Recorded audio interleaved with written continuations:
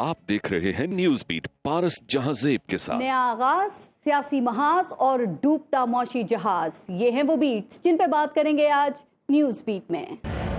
अस्सलाम वालेकुम, मैं हूँ पारस जहांजेब और हमारे नए सफर की इब्तिदा हो चुकी है। आज सुनो टीवी पर ये मेरा पहला प्रोग्राम है, तो ये सुनो का समा है।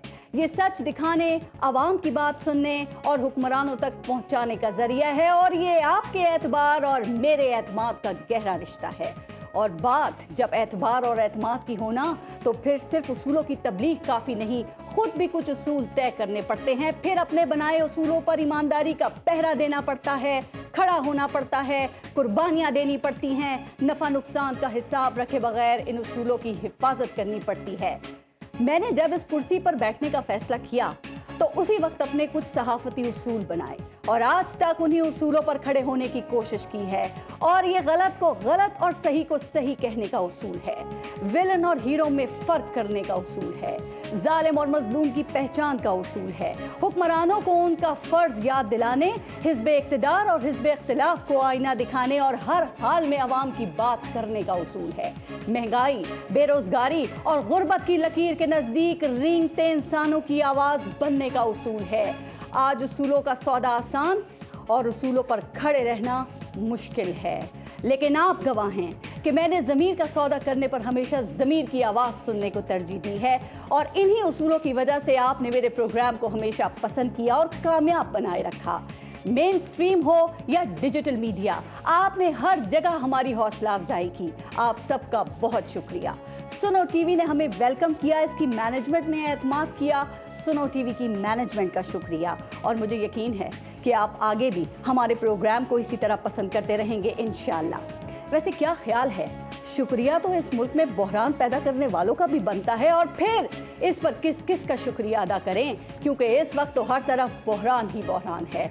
मईशत का बहरान है, माशरे का बहरान है, रवैयों का बहरान है, अखलाकियात का बहरान है, सियासत का बहरान है, सहाफत का बहरान है, समाज का बहरान है, इंसाफ का बहरान है, अदवियात का बहरान। तो एक तरफ ये बहरान है और दूसरी तरफ इन बहरानों में फंसा हुआ हमारा प्यारा पाकिस्तान है। और यकीन करें कि यहाँ किसी को भी किसी बहरान की फिक्र है और ना ही इस पाकिस्तान की परवाह है।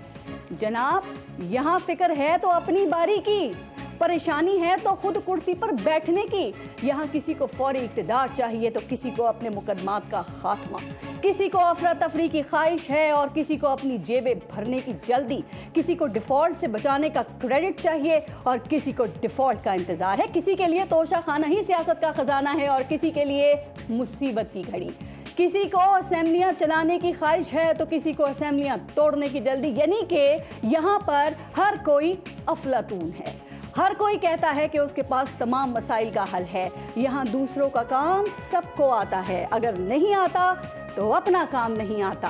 खजाना खाली है, तनख्वाहें और पेंशन देना मुश्किल हो रहा है, लेकिन साबिक और मौजूदा वज़ीर खजाना आपस में लड़ रहे हैं, एक दूसरे को खराबी का इल्जाम दे रहे हैं।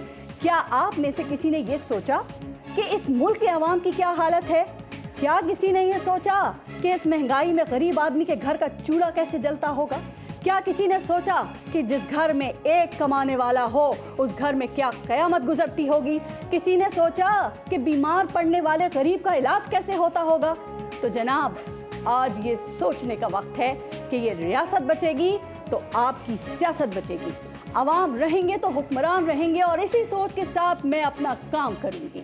न्यूज बीट दिलों की धड़कन बना रहेगा। हाँ, ये जगह नई है, रास्ता नया है, लेकिन मंजिल वही पुरानी है कि खुशहाल पाकिस्तान देखने की ख्वाहिश है।